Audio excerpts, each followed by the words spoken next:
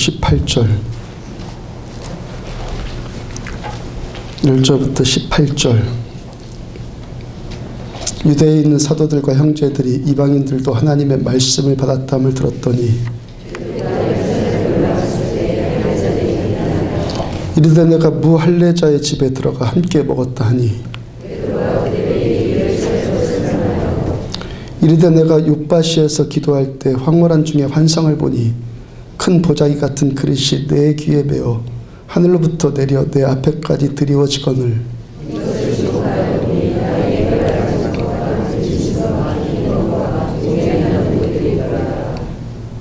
또 들으니 소리 있어 내게 이르되 베드로야 일어나 잡아먹으라 하거늘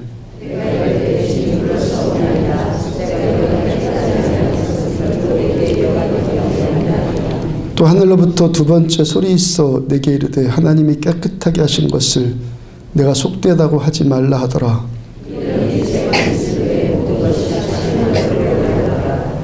마침 세 사람이 내가 유숙한 집에 서 있으니 가이사라에서 내게로 보낸 사람이라.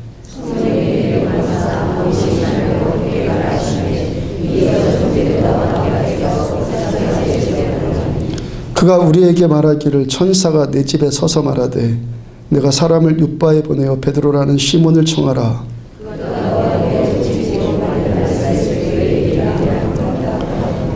내가 말을 시작할 때 성령이 그들에게 임하시기를 처음 우리에게 하신 것과 같이 하는지라.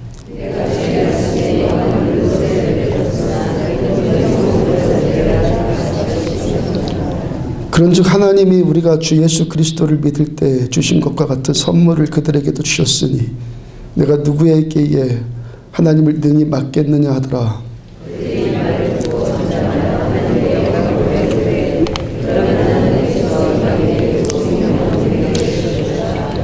아멘. 사도행전 117번째 말씀, 싸우지 않고 이기는 법이란 제목으로 말씀 전해드리도록 합니다.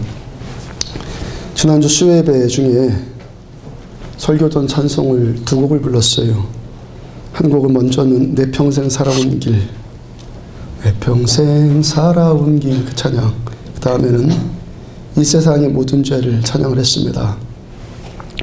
숙연함 가운데 내 평생 살아온 길 찬양을 하고 그 다음에 박수치면서 이 세상의 모든 죄를 찬송을 하는데 뉴아실에 있던 해리가 5살 먹은 해리가 갑자기 일어나더니 막 뛰며 돌며 막 춤을 춥니다. 아이가 뛰고 돌고 여기선 다 보이잖아요. 박수치면서 춤추는 모습을 제가 보면서 하나님이 저 아이 같은 모습으로 우리가 그렇게 예배를 드린다면 하나님이 얼마나 기뻐하실까라는 생각이 들었어요. 여기서 우리가 이렇게 예배하는 모습도 좋겠지만 저 아이같이 뛰면서 춤추면서 다윗이 그랬죠. 왕이 바지 벗겨지는 줄로 모르고 하나님을 춤추면서 찬양하지 않습니까? 우리가 그렇게 천진난만하게 찬양할 수 있다면, 예배할 수 있다면 하나님 정말 기뻐하시겠구나라는 생각이 들었어요. 짐 산발라 목사님이 쓴 성령으로 다시 시작하라는 책 보니까 목사님이 어렸을 적에 겪었던, 소년 시절에 겪었던 이야기를 써놓은 글이 있어요. 목사님 조그만 교회에서 자랐다고 하던데 그 교회에는 항상 검은 옷 입고 다녔던 중년의 중년의 여성도가 있었다고 그래요. 그 여성도가 늘 검은 옷에, 검은 모자에, 검정 구두 신었다고 합니다. 늘 혼자 교회 왔고 그 다음에 경직된 표정으로 앉아있다가 두고와 말도 하지 않고 그냥 가요. 목사님 기억에 의하면은 그 소년 시절 때 그녀가 한 번도 웃는 모습을 보지 못했다는 거예요. 교회 오면 기도하고 찬송하고 설교 듣고 축도 끝나면 곧장 집으로 가요. 그러니까 목사님이 그 어린 소년 시절이었을 때도 저 사람 곁에 가는 것은 왠지 싫다 그런 생각이 들었다고 그래요. 하루는 다른 성도에게 용기를 내서 한번 물어봤다고 합니다. 다른 아저씨한테. 아저씨, 저분은 왜 항상 저런 태도를 하고 계시는 거죠? 그분이 무슨 말인지 알겠다는 듯이 고개를 끄덕이면서 대답해 준 말이 저분은 항상 하나님과 가까이 하시는 분이야. 그 소리 듣고 그 어린 소년이 더 혼란스러워졌다고 그래요. 하나님을 가까이 하면 저렇게 웃지도 말아야 하나? 하나님 가까이 하면 저렇게 친구도 없이 외톨이로 혼자만 있다가야 하나? 예수님 안에 있으면 저렇게 꼭 딱딱하게 경직되게 굳어 있어야 하나? 그런 어린 그 마음에도 그런 생각 들었다는 거예요. 마태복음 11장 17절을 보면은 이르되 우리가 너희를 향하여 피리를 불어도 너희가 춤추지 않고 우리가 슬피 울어도 너희가 가슴을 치지 아니하였담과 같도다. 우리이신 성부 성자 성령 하나님께서 우리들을 향해서 피리를 불어도 춤추지 않고 슬피 울어도 가슴 치지 않는 세대가 있다는 거예요. 그 바로 전 구절 12절을 보면은 세례 요한의 때부터 지금까지 천국은 침노를 당하니 침노하는 자는 빼앗느니라.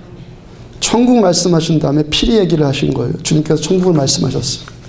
주께서 천국이신 예수님이 천국까지 오셨고, 예수님이 천국이니까 주님 오시면 천국이에요. 천국까지 오셨고, 그 천국이 임하면은 춤추며 또한 우는 일들, 그러니까 천국 오신 예수님 천국에 반응하는 일들이 나타난다는 거예요.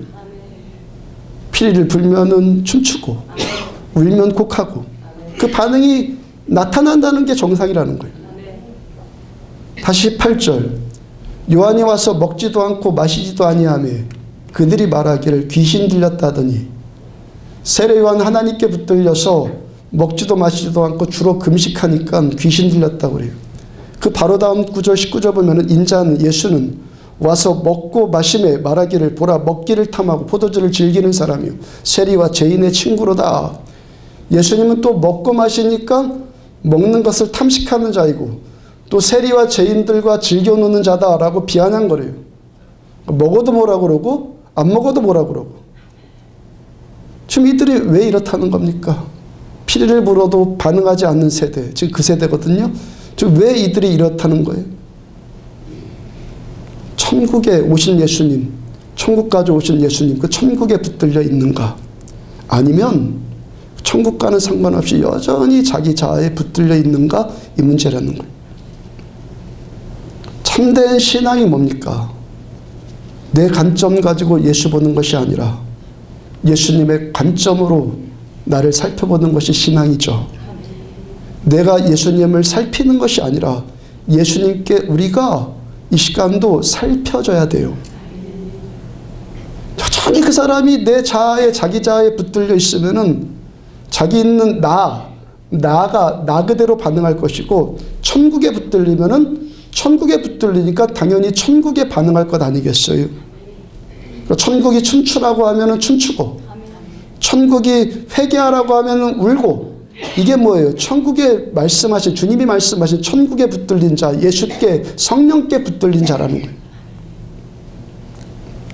에베소서 5장 18절 보면은 술 취하지 말라 이는 방탕한 것이니 오직 성령으로 충만함 받으라. 우리들의 삶 뭐라는 겁니까? 어디에 붙들려 있느냐? 어디에 취해 있느냐? 이 문제라는 것이죠. 자기에 취해 있으면은 여전히 자기가 나올 것이고 성령에 취해 있으면은 성령 충만한 삶이 나온다는 말씀이에요. 요한계시록 3장 14절 15절 라오디가 교회의 사자에게 편지하라. 내가 내 행위를 아노니 내가 차지도 아니하고 뜨겁지도 아니하도다. 내가 차든지 뜨겁든지 하기를 원하노라. 차갑다는 것이 어떤 상태예요? 영이 죽어있는 상태, 교회 신앙생활하지 않는 상태, 차갑다는 거예요. 뜨겁다는 것은 뭡니까? 예수 믿는 상태. 사람의 육신이 죽으면 어떻게 돼? 죽으면 차가워지죠. 살아있으면 뜨겁죠. 그 말씀하시는 거예요. 예수 안 믿는 상태와 예수 믿는 상태, 뜨겁고 찬 상태 둘이 섞이지 말고 하나의 상태만 되라는 거예요. 예수 믿는 뜨거운 상태가 되라는 거예요. 뜨거운 상태. 여러분 하나님이 우리들을 구원하시는 목적 우리들을 구원하신 목적 가운데 가장 위대한 목적 중에 하나는 우리들을 하나님이 거하시는 전으로, 성전으로 삼으시기 위함이에요. 그것이 하나님의 위대한 목적 가운데 하나예요. 고린도전서 6장 19절 보면은 너희 몸은 너희가 하나님께로부터 받은 바 너희 가운데 계신 우리 안에 오신 영으로 오신 예수님 성령의 전인 줄을 알지 못하느냐. 우리 몸은 뭐라는 겁니까? 구원받은 우리들의 몸은 성령께서 거하시는 성전. 구약시대의 성전의 개념은 이 장막, 텐트, 또 건물이었죠. 하나님께서 그 성전 안에 있고 그 안에 있는 그 지성소, 우리식으로 말하자면 이 강대상, 이 지성소, 강단, 이 지성소에 성령께서 오셨어요. 하나님이 오셨다고요. 근데 이제는 어떻다는 겁니까? 성령 하나님께서 우리 안에 오신다는, 우리 안에. 하나님께서 우리 안에 거하신다는 이 기독교의 신비, 하나님이 우리 안에 거하신다는 이 기독교의 신비가 다른 종교와 우리들을 구별하는 아주 독특한 특성이에요. 우리 교회 어떤 성도님의 남편이 아직 전도되지 않아서 교회 오지 않는 남편이 이런 말 했다고 그래요. 차에서 제 설교를 자꾸 들으니까 뭐 듣고 싶거나 듣고 싶지 않거나 하여튼 차에서 들으니까 듣게 되지 않겠습니까? 남편이 가만히 잘 듣더라는 거예요. 가만히 잘 듣더니 맨 다 듣고 나서 하는 말이 다 좋은데 왜 니네 목사님은 꼭 나중에는 하나님이 하셔야 된다라는 그런 말을 꼭 하느냐. 사람이 열심을 내야지 왜 꼭 하나님으로 결론을 맺느냐 그러더라는 거예요. 이게 뭐예요 지금? 그분이 불교 신자거든요. 그게 다른 종교와 우리를 구별하는 독특함이에요. 다른 종교는 뭐예요? 그 종교의 창시자가 깨달은 교리로 믿는 사람들을 교화시키겠다는 거거든요. 근데 우리가 믿는 형태는 뭐예요? 내가 믿는 하나님이 우리 안에 직접 들어오시는 거예요. 내 안에. 세상의 다른 종교들 뭐 다 똑같아요. 불교를 비롯한 다른 종교들은 백두산까지 우리가 꼭대기까지 걸어 올라가는 고생을 해야지만 복을 받을 수 있다. 뭐 열반에 들어가든지 뭐를 하든지 하여튼 복을 받을 수 있다고 하잖아요. 그런데 기독교는 뭡니까? 올라가긴 어디로 올라갑니까? 바로 여기 우리 안에 하나님의 은혜가 임한다고 말씀하세요. 몇십 년 동안 걸어 올라가야지만 하늘나라가 임하는 것 아니라 우리 안에 지금이라도 성령이 임하시면 우리가 곧 내 안이 하늘나라가 되는 거예요. 그럼 우리들은 교리를 공부해서 교회 오래 다니면 교리들이 생기잖아요. 주어들은 지식이 생긴다고요. 공부한 지식이 생겨요. 그 교리를 공부해서 내가 그 교리대로 열심히 따라 살자. 이래갖고 변화되는 거 천만의 말씀이에요. 되지도 않아요. 그렇게 하는 걸 뭐라고 하냐면 율법주의라고 그러죠. 그러니까 이 율법주의는 뭐예요? 내가 있고 율법만 있는 거예요. 나와 율법, 나와 교리, 나와 이 말씀, 문자만 있는 거예요. 그것만 있는 게 율법주의예요. 누가 계셔야 돼요? 나 지으시고 우리들에게 율법을 말씀해 주신 하나님이 직접 이 모든 것들을 통제하셔야 한다는 거예요. 나를 성전 삼으셔서 내 안에 오신 주님과 더 깊고 친밀한 관계를 맺어가면서 주님과 친밀한 관계를 통해서 성령 하나님의 영향을 받으면서 내가 하나님의 말씀대로 살아가면서 변화를 받게 되는 거예요. 내 안에 오신 성령님께 내가 영향을 받는단 말이에요. 영향. 그래서 그 영향력으로 우리가 하나님이 원하시는 삶, 하나님이 말씀하신 말씀대로 우리가 따라 살 수 있는 능력이 주어진다는 거예요. 아, 성경에 그런 말씀 있지. 야, 그래, 그 말씀 좋은 말씀이야? 그대로 내가 살아야지. 그러니까 사람들에게 있는 그 양심이라는 본성상 그것 필요한데 그것으로 되는 것이 아니라는 거예요. 양심으로 됩니까? 사회가 양심으로 되냐고요? 교회가 양심으로 되냐고요? 내 안에 오신 살아계신 하나님, 성령님을 내가 자각하고 그분 내 안에서 느끼고 그분 내가 온몸으로 체험하면서 그분으로부터 흘러나오는 영향력을 받아야 하는 거예요. 그 영향을 받는다는 것을 은혜라고 말하고 그렇게 되는 삶의 극치를 은혜를 받는 삶의 극치를 성령 충만이다 그러는 거예요. 그러니까 사도 바울께서 우리를 향해서 술 취하지 말고 성령 충만 받으라 이 말씀이에요. 술로 대변되는 자기 생각, 자기 감정, 자기 계산, 자기 경험, 자기 지식 그런 것에 의해서 통제하면서 살지 말고 성령님께 통제당해서 살아라 이 말씀이에요. 이게 뭐예요? 성령 충만. 사도행전 6장을 보면은 스데반 집사를 비롯해서 교회 역사상 최초로 집사님들을 세우는 장면이 나오죠. 6장 3절 보면은 형제들아 너희 가운데서 성령과 지혜가 충만하여 칭찬받는 사람 7을 택하라. 우리가 이 일을 그들에게 맡기고 이 일을 집사들한테 맡기겠다 말씀하셨는데 이 일이 어떤 일이었어요? 초대교회 예루살렘 교회 안에 과부들이 있었죠. 그 당시 대부분의 과부는 요즘과 달라요. 다른 사람의 도움을 받아야지만 생활할 수 있는 극빈자들이어서 대부분이 그 당시 유대 사회에서는 여자는 사람 취급 안 했다고요. 주민등록에도 올리지도 않아요. 인구에 쓰지도 않았다고요. 그러니까 남편이 없으면 살 수가 없어요. 과부들이었다고요. 그러니까 극빈자들이었단 말이에요. 누가 돕지 않으면 생활할 수가 없었어요. 그 교회가 과부들에게 적절한 구제 물품 아니면 먹을 것들을 전해주는데 교회 안에서 헬라파 과부들이 있었고 히브리파 과부들이 있었단 말이에요.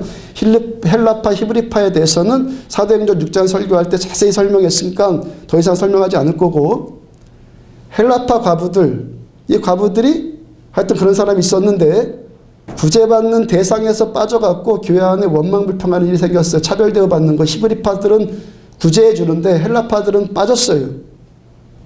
그러니까 원망하는 일이 생겼죠. 그러니까 그 일을 처리해라.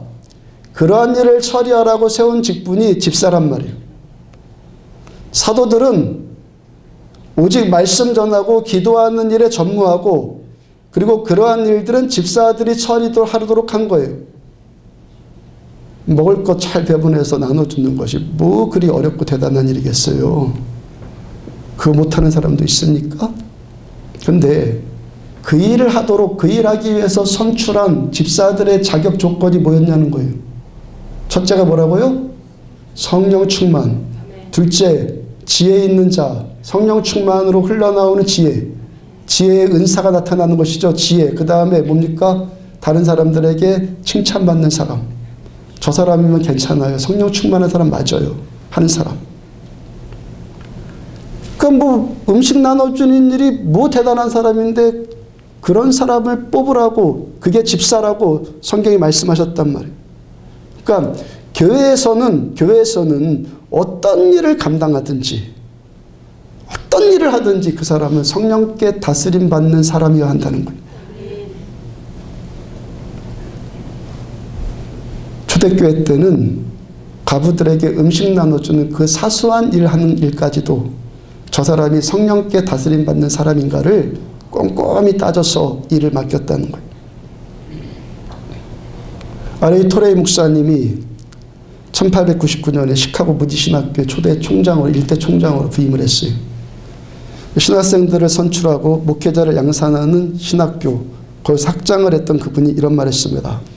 우리는 어떤 사람이 대학에서 신학교육을 받았고 정통에서 벗어나지 않았다면 목사 안수를 받고 사역자가 될 준비가 되었다고 생각합니다. 그러나 예수님께서는 아니라고 말씀하십니다. 그가 받아야 될 가장 중요한 것 있는데 그것을 받지 않고는 아무것도 준비되었다고 말할 수 없습니다. 그걸 받지 않고는 아무것도 준비됐다고 말할 수 없습니다. 성경은 너희는 위로부터 능력으로 입혀질 때까지 이 성에 머물라 하시니라 말씀하셨습니다. 졸업장, 학위수여증, 프로그램 이수증 그런 것만 가지고는 할 수 없는 일이 주의 일이라는 거예요. 우리들은 어떤 일이 됐든지 위로부터 입혀지는 은혜 받아야지만 주의 일을 감당할 수 있는 거예요. 그 사도행전 2장에서 말씀하신 그 성령 세례. 술 취하지 말고 성령 충만 받아라. 만약에요, 모든 사람이 다 성령 충만했다면은 바울 사도께서 그런 권면하셨겠습니까? 집사를 선출하는데 초대교회에 있었던 그 집사님들, 사람들이, 성도들이 모두 다 성령 충만했다면은 너희 중에 성령 충만한 사람을 택해라. 그 말씀하셨겠습니까? 그냥 아무나 그냥 세우면 됐지. 모두 다 성령 충만 받았는데 성령 충만한 사람을 뽑아라. 이건 마치 이런 말과 똑같죠. 숨 쉬고 있는 사람을 택해라. 똑같은 말이잖아요. 지금 우리가 지금 왜 이 말씀 듣는 일이 필요하고 자기 나 스스로의 상태에 대해서 자각해 보는 일이 필요합니까? 지금 내가 다른 얘기하는 건 아니고 여러분들 한 사람 한 사람들에게 지금 말씀드리는 거죠. 아멘. 왜 우리가 나에 대한 정직한 자각이 필요합니까? 아멘. 정직한 자각. 아멘. 하나님께서 우리들을 구원하신 목적대로 아멘. 성령께서 우리 안에 오셔야 하기 때문에. 아멘. 지난주, 지지난주 두 주에 걸쳐서 이방인 고넬료에게 복음을 전한 이 베드로를 할례자들이 비난하는 내용에 대해서 계속 말씀을 상고했어요. 교회 안에 아직도 율법주의에 붙들려 있었던 그 할례자들이 베드로 사도를 향해서 너 이방인과 함께 먹고 잤다고 비난을 퍼붓습니다. 그때 베드로 어떻게 합니까? 지난주 말씀처럼 욕먹어도 계속하고 욕먹어도 오래 합니다. 사도 베드로께서 끝까지 할 뿐만이 아니라 그들과 같은 반응을 하지 않아요. 지금 할례자들이 지금 쉽게 말하면 트집 잡는 일 하잖아요. 그것도 생트집 잡아요. 생트집. 베드로 사도께서 예수님의 마지막 유언대로 땅끝까지 이르러서 내 증인되라. 그래서 이방인 로마인에 가서 복음을 전했어요. 좋은 일 했잖아요. 또 그 먼 길을 왔다 갔다 하면서 복음을 전했어요. 아주 수고로운 일을 했잖아요. 근데 트집을 잡는단 말이에요. 됐든 네가 뭔데 어디다 대고 나한테 생트집이 할 수 있잖아요. 사도 베드로 어떻게 합니까?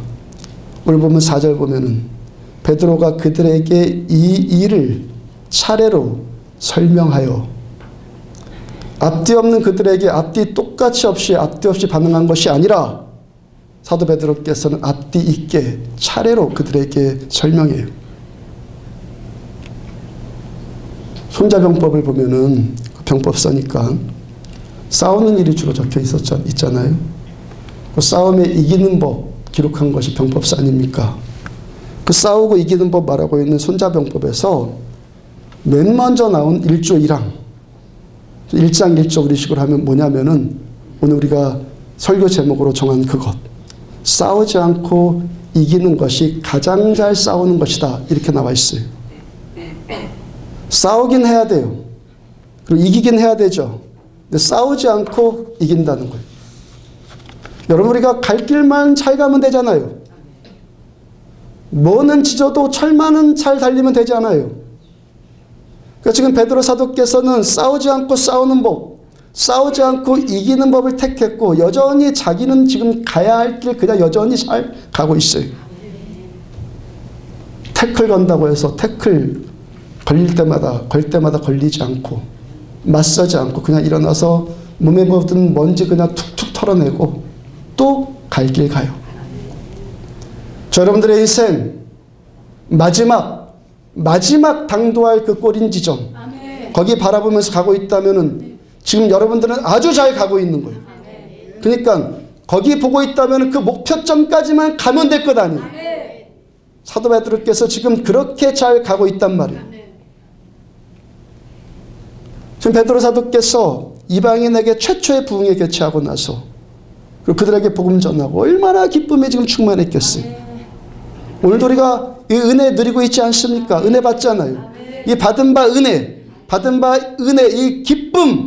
이 기쁨을 옆에서 딴지 건다고 해서 빼앗기지 않고 여전히 자기 갈 길 잘 가고 있단 말이에요. 왜 우리가 술 취하지 말고 성령 충만 받아야 합니까? 왜 우리가 차지도 않고 뜨겁지도 않는 미적지간 상태가 아니라 뜨겁게 되고 성령께서 거하시는 그 성령의 전 되어서 성령께서 함께 사는 인도함 받는 삶을 우리가 살아야 합니까? 베드로같이 살자는 거예요. 베드로같이 받은 바 은혜 소멸되지 않고 여전히 기쁨 가운데 있고 끝까지 달려갈 길 잘 마치자는 거예요. 오늘 보면 5절 보면은 이르되 내가 욥바시에서 기도할 때 황홀한 중에 환상을 보니 아무 때나 환상이 임합니까? 황홀해집니까? 성령께서 임하시니까 황홀해지죠. 성령께서 만지시니까 환상이 보이는 거예요. 이 모든 일이 베드로 사도께서 기도할 때 황홀한 중에 환상 보는 일로 시작이 되었어요. 시작이 됐단 말이에요. 일의 시작을 누가 하신 거예요? 성령께서. 그 다음에 12절 성령이 내게 명하사 아무 의심 말고 함께 가라 하시매 베드로 사도께서 기도 마치고 환상 보는 일이 끝나는 그 순간에 백부장 고넬료가 보낸 사람들이 그 집 앞에 서 있어요. 그들 향해서 어떻게 해라. 누가 명령하셨어요? 누가 명령해서 12절에 성령이 내게 명하사. 성령께서 처음 시작하셨고 그 다음에 그 모든 과정을 성령님이 지금 또 주도하고 계시죠. 15절 내가 말을 시작할 때 성령이 그들에게 임하시기를 지금 가서 이제 복음을 전했어요. 성령이 그들에게 임하시기를 처음 우리에게 하신 것 같이 사도행전 2장에서 성령 세례 임하신 것 같이 그대로 하는지라. 베드로 사도께서 고넬료의 집에 들어가서 복음 전하니까 성령께서 똑같이 그들에게 임하셔서 사도행전 2장과 똑같은 상황이 지금 연출되었다는 거예요. 마지막도 성령께서 끝내셨어요.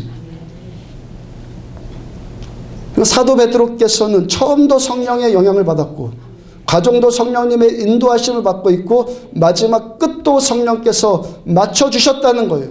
곧 성령 충만했어요. 성령 충만하니까 욕먹어도 계속하고 성령 충만하니까 생트집 잡혀도 그냥 항상 계속하고 똑같이 반응하지 않고 여전히 기쁨 잃지 않고 성령 충만하니까 그저 갈 길 계속가요. 똑같이 겉으로 일하는 것 같은데 똑같은 목표점 가는 것 같은데 어떤 사람은 온갖 인상 다 써가면서 가야 하니까 할 수 없이 죽지 못해 갈 수도 있고 어떤 사람은 여전히 기쁨 누리고 평강 누리면서 갈 수 있다는 거예요. 무엇으로? 성령 충만. 그래서 저와 여러분들을 사랑하시는 우리 주님께서 성령 충만 받아라. 이로부터 임하는 능력 받아라. 성령 충만을 택해라. 받지도 않았으면서 받은 것 같이 하고 살지 말고 회개하고 받아라. 왜 우리가 이 시간 내가 성령 충만하지 않다는 것을 자각해야 하고 차지도 않고 뜨겁지도 않은 미적지간 상태라는 것을 우리가 나 스스로를 봐야 합니까? 회개하고 성령 충만 받기 위해서. 사도행전 2장 38절 베드로가 이르되 너희가 회개하여. 똑같은 말씀하시죠. 예수님 오셔서 뭘 했어요? 세례요한 오셔서 처음 뭘 하셨어요? 회개하라. 천국이 가까웠느라. 똑같아요. 천국이 가까웠나 뭐예요? 성령이 오시느니라. 예수께서 오셨느니라. 베드로가 이르되 너희가 회개하여 각각 예수 그리스도의 이름으로 세례를 받고 죄의 사함을 받으라. 그리하면 성령의 선물을 받으리니. 회개하는데 어떤 죄 회개합니까? 어떤 죄 회개합니까? 어떤 죄를 해결하는 거예요? 성령의 선물을 못 받게 하는 죄를 회개해라. 성령의 선물을 못 받게 하는 죄를 회개하라. 여러분 주님이 보시는 가장 큰 죄가 뭔 줄 아십니까? 어떤 죄인 줄 아십니까? 살인죄? 가늠죄요? 도둑질하는 것? 다 아니에요. 다윗 살인자이고 가늠자예요. 복음서를 보면은 예수님 곁에 늘 따라다녔던 사람들이 어떤 사람이라고 했어요? 세리, 창녀, 죄인들. 세리는 누구예요? 도둑질하는 죄인들. 탈세하는 죄인 아니에요, 세리가. 창녀는 간음한 죄인. 예수님 십자가에 달리셨을 때 양옆에 강도들이 있었죠. 그들은 살인한 죄인이에요. 회개하고 그 즉시로 예수님을 영접한 강도 한 명 바로 구원받았어요. 그런 죄는 회개하지 않아도 된다는 겁니까? 그런 말 아니에요. 저는 지금 성령 받지 못하게 하는 가장 큰 죄, 그걸 말하는 거예요. 복음서를 보면은 누가 예수님을 계속 대적하고 비난하고 예수님께 용서받지 못하고 버림당합니까? 바리새인들. 바리새인들 누구예요? 거짓되게 신앙생활하는 자들. 하나님 만나지 못하면서 신앙생활 잘하는 폼새 가졌던 자들. 은혜 받지 못하면서 영적인 척했던 자들. 그 죄를 해결하라는 거예요. 제가 최근에요, 교만에 대해 생각해 봤어요. 교만. 하나님이 가장 싫어하시는 성품이 교만이라는 거 다 아시죠? 교만은 마귀의 본성이니까 하나님 무척 싫어하세요. 근데요, 우리들 가운데 교만하지 않는 자 있습니까? 누군가 나는 겸손해요 그런다면요, 그 사람이 가장 교만한 사람이에요. 그러면 교만한 사람 하나님이 버리시니까 우리 다 버림당해야 되잖아요. 저도 교만하고 우리도 교만하단 말이에요. 교만하면 하나님이 버리신다고 그랬어요. 그 우리들 다 버림당해야 돼요. 교만에도 종류가 있다는 거예요. 사실상 인류가 이만큼 발전하게 된 것도 남보다 더 잘해보고 싶은 교만, 그 사람이 있었기 때문에 계속 발전된 것 아니에요? 다른 사람보다 더 잘하고 싶은 교만, 으뜸이 되고 싶은, 인정받고 싶은 사람들이 있었기 때문에 이 사회가 이만큼 계속 진보해 왔단 말이에요. 주님께서는 그런 것 갖고 우리들을 버리지 않아요. 주께서 얼굴 돌리시는 교만은 종교적인 교만이에요. 종교적인 교만, 종교적인 거짓됨은 다른 것 아니에요. 은혜 받지 못하고 있으면서, 은혜 받지 못하면서 신앙생활 잘하고 있는 것 같이 보이려고 하는 것, 아니면 착각하고 있는 것, 성령님 터치를 받지 못하면서 내가 지금 신앙생활 잘하고 생각하고 있는 것, 차가운데도 차가운지를 또 모르고 뜨겁다고 생각하고 있는 것.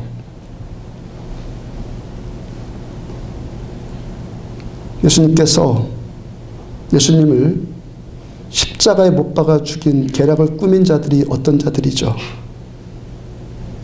누가 예수님을 십자가에 못 박아 죽였어요? 율법만 있고 사람만 있는 자들, 사람과 지식만 있는 자들. 지식하면 바리새인들 최고였거든요. 따라올 수가 없어, 서기관들. 사람만 있고 지식만 있었던 자들, 거기에는 성령님 안 계신 자들. 그러니까 여러분들, 은혜 받지 못하는 상태에서, 야, 저 설교 오늘 참 괜찮아, 그게 은혜가 아니라니까. 은혜는 하나님 나를 만지시는 게 은혜예요. 은혜 받지 못하는 상태에서 교리만 있고 율법만 있고 지식만 있고 그 다음에 사람만 있으니까 예수님을 십자가에 못 박아 죽이는 원수가 되더라는 거예요. 그래서 성령님께 붙들리지 않으려면 차라리 교리에도 무식해지십시오. 그게 차라리 나아요. 최소한 대적하는 자는 되지 않기 때문에. 교회 밖의 사람이 복음의 대적자가 되는 게 아니에요. 은혜 받지 못하면서 지식에 붙들린 자가 십자가의 원수가 되는 거예요. 사람과 교리만 있고 율법과 사람만 있는 자가 결국에 천국의 원수가 되는 거예요. 아멘? 아멘입니까? 자각하기를 축복합니다. 성령께서 기름 부어주셔서 자각되기를 축복합니다. 축복이에요. 요한계시록 3장 16절, 내가 이같이 미지근하여 뜨겁지도 아니하고 차지도 아니하니 내 입에서 너를 토하여 버리라. 무슨 말이야? 내가 너를 버리겠다. 뜨겁지도 않은데 뜨거운 척하고 살고, 그럼 주님께서 토해버리시겠다. 그 다음 17절, 내가 말하기를 나는 부자라 부요하여 부족한 것이 없다 하나, 신앙 좋으니까 나는 부족한 것이 없다 하나, 내 곤고한 것과 가련한 것과 가난한 것과 눈먼 것과 벌거벗은 것을 알지 못하노다. 난 부자입니다. 나 많이 합니다. 신앙생활 오래 했습니다. 교회 오래 다녔습니다. 기도도 늘 유창하게 잘합니다. 성경 지식이요 나 따라올 자가 없습니다. 부족한 것이 뭐가 있어요? 차지도 않고 뜨겁지도 않으면서 신앙생활 잘하고 있다고 그래요. 그 모습 보면서 뭐라 말씀하십니까? 내 곤고한 것과 내 가련한 것과 내 가난한 것과 내 눈먼 것과 벌거벗은 것을 내가 알지 못하는도다. 예수님 눈으로 가장 불쌍하고 만큼 가난하고 눈멀고 벌거벗었는데 스스로는 부자라고 생각을 해요. 그 다음 19절 무릇 내가 사랑하는 자를 책망하여 징계하노니 그러므로 내가 열심을 내라 회개하라. 내가 열심을 내라 회개하라. 아멘. 뭘 갖고 회개하라는 거예요? 어떤 것을 놓고 회개하라? 차지도 않고 뜨겁지도 않은 거짓된 신앙생활을 놓고 회개해라. 성령님께로부터 아무런 영향도 받지 않으면서 그 사람만 있고 율법만 있고 교리만 있고 지식만 있으면서 자기가 잘하고 있다고 생각하고 있는 그 영적인 교만을 회개해라. 요한계시록 2장 4절 그러나 너를 책망할 것이 있나니 너의 처음 사랑을 버렸느니라. 그 다음 5절 그러므로 어디서 떨어진 것을 생각하고 회개하여 너의 처음 사랑을 버렸느니라. 회개하여 처음 행위를 가져라. 만약 그리하지 아니하고 회개하지 아니하면 내가 가서 내 촛대를 그 자리에서 옮기리라. 내가 너를 버리겠다. 똑같은 말이에요. 회개하지 않으면 주님께서 버릴 것이다 라고 말씀하시는데 뭘 회개하라는 거예요? 뭘 회개하라는 거예요? 첫사랑 잃어버린 그 감격, 그 감격을 회개하라고 그러잖아요.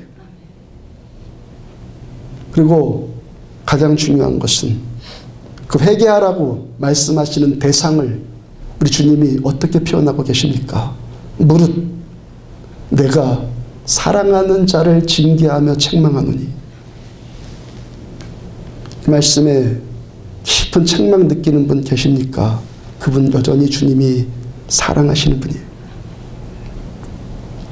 곡하면 울라고 그랬잖아요. 지금 제가 곡하는 소리 하거든요. 근데도 가슴에서 울지 않으면 그분 정말 회개해야 돼요. 주님이 사랑하시는 자, 여전히 성령 충만 베풀고 싶어 하시는 그 자에게 너 회개해라. 너 돌이켜라. 첫사랑을 회복해라. 성령의 선물을 그 다음에 받아라. 사도행전 1장 8절 오직 성령이 너희에게 임하시면 너희가 권능을 받고 예루살렘과 온 유대와 사마리아 땅 끝까지 이르러 내 증인이 되리라. 예수님 유언으로 제자들에게 하신 말씀이에요. 이 말씀 뭔 뜻인지 제자들이 몰랐겠습니까? 증인되라. 우리도 아는데 제자들 몰랐겠어요? 예루살렘으로부터 땅끝까지 가서 증인되라. 무슨 뜻인지 모르겠어요? 그 유언으로 주님이 하신 말씀이니까 얼마나 그 지키고 싶었겠어요?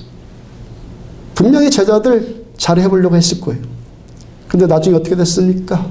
전부 다 낙심해갖고 다시 고기나 잡으러 가자. 그냥 먹고 살 일이나 찾자. 그러면서 갈릴리 호수 옛생활로 다 돌아갔어요. 그래서 주님 뭐라 말씀하셨어요? 오직 성령이 너희에게 임하시면 오직 성령 없이는 아무것도 할 수 없고 아무것도 되지 않는 것이 주의 일이고 우리 하나님의 자녀들의 삶이라는 거예요. 지금으로부터 10여 년 전에 미국에서 기독교 계통의 교육기관 중심으로 해서 10대 청소년들을 대상으로 혼전순결서약이라는 것을 실시했어요. 많이 들어보셨죠? 혼전순결서약. 그 일이 유행처럼 퍼졌습니다. 그래서 우리나라에도 청소년 사역기관들, YM이나 그런 기관들을 통해서 그런 일들이 시행했어요. 혼전순결서약이라는 것, 문자 그대로 결혼 전까지는 성적인 순결을 지키겠다고 스스로 결단하고 많은 자들 앞에서 이렇게 집회 장소에서 공개적으로 선언하는 거예요. 그 후로 미국의 존스 홉킨스 대학의 공중보건학교의 로젠바움 교수가 그때 서약을 한 10대들과 서약하지 않은 10대들을 대상으로 또다시 조사를 한번 해봤고 그 결과를 워싱턴 포스트지에 기고를 했어요. 놀라운 사실은 혼전 서약을 하지 않았던 그 조사 대상 전원이 21살 이전에 혼전 경험을 한 것으로 드러났어요. 그 공개적으로 서약했을지라도 그들 모두가 그 서약을 지키지 못했어요. 로젠바움 교수가 그 결과에 대해서 이런 결론 내렸어요. 혼전 순결 자체가 그들에게 내면화되지 못했다. 뭐가 되지 못했다고요? 내면화되지 못했다. 특히 성절제 프로그램에 참여하는 것 역시 그들의 행동에 아무런 동기도 부여하지 못했다. 아무리 내가 서약하고 결심했을지라도 그 일이 자신 안에 깊이 내면화되지 못하니까 안 되더라는 거예요. 성령님이 우리들한테 오시고 우리를 지배한다는 것이 뭐예요? 성령으로 내면화된다는 거예요. 그 다음에 또 어떤 프로그램에 참여해도 안 되더라는 거예요. 왜 그 일을 워싱턴 포스트지에 기고해서 모든 사람에게 밝혀야 합니까? 왜 그래야 됩니까? 그들의 모습이, 10대들의 모습이 우리 모습 아니에요. 인간이, 우리가 자기 결단 앞에서 얼마나 무기력한 존재인지 여러분 자각하십니까? 자각하십니까? 척하고 다니는 것뿐이고 안 들켰을 뿐이지 다 무기력해요. 아니라고 하지 마요. 다 그래요. 베드로 사도께서 해야 할 일 끝까지 하고 생트집지 않는 일에도 자신의 내면 세계의 질서가 깨지지 않고 맞춰야 될 끝까지 맞출 수 있었던 이유가 어디 있습니까? 오직 성령이 너에게 임하시면 그 다음 계속 성령이 너에게 임하시면 그리고 끝까지 성령이 너에게 임하시면 오직 임하시고 계속 임하시고 끝까지 임하시면 갈라디아서 4장 15절 너희의 복이 지금 어디 있느냐. 그 율법주의자들을 향해서 말하는 거예요. 너희의 복이 지금 어디 갔느냐. 너희 지금도 그 복 누리고 있느냐. 너희 지금도 성령 충만하냐. 너희 지금도 그 은혜를 누리냐. 너희들 지금도 그 기쁨을 누리고 있느냐. 지금도 은혜 받고 있느냐. 혼전순결을 서약을 했던 청소년들이 처음 그거 서약할 때 분명히 성령과 말씀의 영향을 받았으니까 그 서약했던 것 아니겠어요? 물론 남들이 하니까 덩달아는 애들도 있었겠지만 그래도 그 중에 어느 정도는 성령께 영향받고 말씀께 영향받았으니까 했을 것 아니에요. 성령께서 임하시는 것도 귀한데 끝까지 성령님과 동행하는 것은 너무너무 귀하다는 거예요. 우리 교회 거쳐간 분 가운데 어떤 분이 40여 년 만에 처음 교회 나와서 예수님 만났어요. 우울증으로 인해서 바다에 뛰어들고 죽고 싶은 심정이었는데 어느 날 저쪽에 있었을 때 우리 교회 간판 보여서 그냥 무작정 교회 들어왔더니 저를 만나고 그 자리에서 예수님 만나고 은혜 받고 치유받았어요. 그러다가 또 갑자기 몇 개월 또 소식이 끊기더라고요. 그러니까 또 어느 날 또 갑자기 또 전화가 왔어요. 살기가 너무 힘들대요. 죽고 싶대요 또. 제가 목사니까 배은망덕해도 목사는 또 긍휼의 마음 생기거든요. 또 오라 했어요. 다시 기도해주고 또 은혜가 회복되니까 얼굴빛이 다시 정상으로 또 돌아와요. 그러다 또 연락이 없는데 또 지금 어느 곳에 있는지 또 모르겠어요. 거기 가서 예배 생활 잘하고 있을 것만 바랄 뿐이죠. 지난주 목요일 날에도 어떤 성도님 만나서 기도해 드렸는데 힘든 일 만나서 예배 드릴 소망조차 잃어버렸어요. 그러면 그렇게 예배 계속 안 드리고 있으면 회복되겠습니까? 저와 만나게 되었고 만나서 기도해 드리니까 또 회복이 돼요. 제가 지금 무슨 말씀 드리는 거예요? 은혜가 끊기면은 우리는요 죽고 싶은 인생이 되는 거예요. 은혜가 임하면요 살자 그렇게 돼요. 회복이 돼요. 우리 하나님의 백성들은요 은혜 받아야지만 사는 자들이에요. 은혜 없이도 난 잘 산다? 그거 물어봐야 돼요. 내가 정말 구원받은 자인지 물어봐야 돼요. 정말 구원받은 자는 은혜 받아야지만 살아요. 지난주 금요일 날 새벽에 전해드린 어떤 새신자 이야기. 이분이 서울에 계시는 친정어머니와 통화할 기회가 있었다고 그래요. 새신자예요. 그 친정어머니 전도하면서 자기가 겪었던 일들을 간증을 했어요. 지금껏 다리가 아파서 계속 밤에 잠을 못 잤고 그렇게 딸이 밤에 잠 못 잔다는 것 어머니도 이미 알고 있었고 그는 3개월 전에 은혜로 다리를 치유받은 이후로 지금까지 잘 자고 있다는 등의 간증을 했어요. 그런저런 간증을. 어머니가 가만히 듣고 있더니 딸에게 해주신 말이 너 이왕 믿을 것 힘껏 믿어라. 이분이 예수 안 믿는 분이거든요. 근데 잘 사는 지혜를 아는 분 아니에요? 우리가 한번 은혜 받고 되는 것 아니라 끝까지 힘껏 은혜 받아야 돼요. 은혜는 한 번 울거먹은 것으로, 한 번 받은 것으로 평생 울거먹는 것 아니에요. 어제의 문제는 어제의 문제를 해결할 어제의 은혜가 필요한 거예요. 오늘의 문제는 오늘 문제를 해결할 오늘의 은혜가 필요한 거예요. 내일의 문제는 내일의 문제를 해결할 또 내일의 은혜가 필요한 거예요. 우리는 매 순간마다, 매 사건마다 그러한 일들, 우리가 겪는 일들을 뛰어넘을 하나님의 은혜가 그 순간, 그 매 사건 때마다 또 은혜가 또 필요한 거예요. 그러므로 힘껏 믿으십시오. 제가 아까 새가족 광고 모임, 새가족 모임 광고 드릴 때 새가족뿐만이 아니라 할 수 있는 분 다 오라고 권면드렸잖아요. 제가 새가족 모임 때 쓰는 그 교재에 그 온누리교회 두란노에서 출간한 그 교재, 그 성경 공부 교재로 지금껏 20번 이상을 강의했을 거예요. 프리셉트 성경은요, 공부할 때는 한 번 이상 제가 강의하지 않았고 이때까지는 계속 바꿔가면서 강의했잖아요. 근데 그 교재는요, 20번 이상 강의했어요. 20년 정도까지. 그런데 주중에 또 리더 모임도 있고 프리셉트 성경 모임도 있고 그러잖아요. 제가 이런저런 소그룹 모임 여기까지 인도해 보면서 한 가지 저에게 노하우가 생긴 것이 있어요.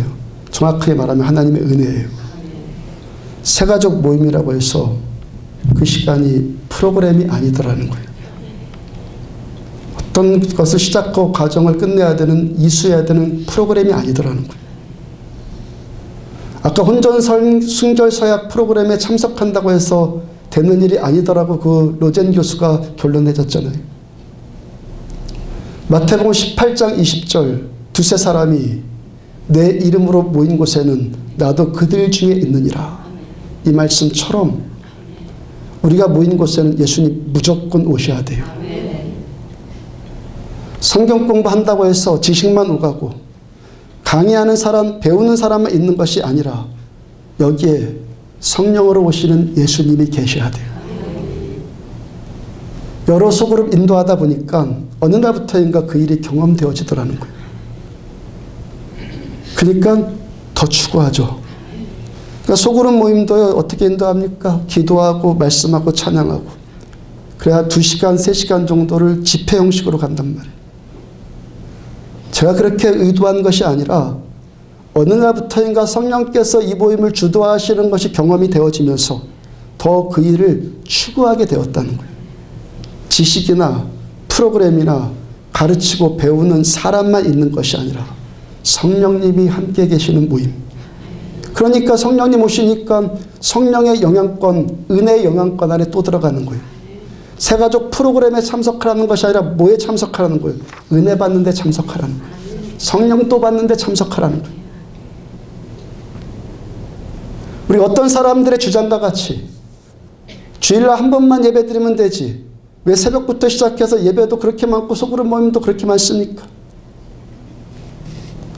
오늘을 살아갈 수 있는 은혜는 오늘 또 받아야 하기 때문에 내일을 잘 살고 싶으면 내일 또 성령의 영향권 아래로 내일 또 들어가야 하기 때문에 우리들의 인생 어떻습니까? 매일 문제 터지잖아요. 매일 상처받았다 그러고 매일 아우성하는 것 아닙니까? 그러므로 어제 받은 상처 오늘 은혜로 치유받아야 되고 그 다음에 내일을 또 힘있게 또 살아가는 거예요. 지난 한 주 동안 받은 상처들 오늘 이 예배 시간을 통해서 은혜 받고 치유되어지고 일주일을 또 승리하면서 사는 거예요. 이 일이 지속되어지는 것이 뭐라고요? 성령 충만. 지속 성령 충만. 호세아서 14장 5절을 보면은 내가 이스라엘에게 이슬과 같으리니 이스라엘에게 이슬과 같으리니 그가 백합화같이 피겠고 레바논 백향목같이 뿌리가 박힐 것이라.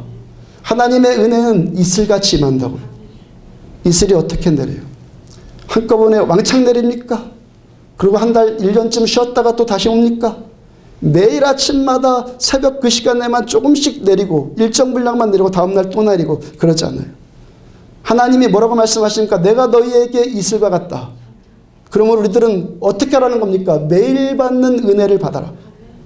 그렇게 매일 은혜 안에 머물러 있을 때, 그 이슬의 은혜 안에 머물러 있을 때 우리들의 삶이 백합화같이 피게 될 것이고 레바논의 백향목같이 뿌리가 박히는 인생이 될 것이다라고 주님이 약속해 주시는 거예요. 그러므로 여러분들 힘껏 믿으십시오.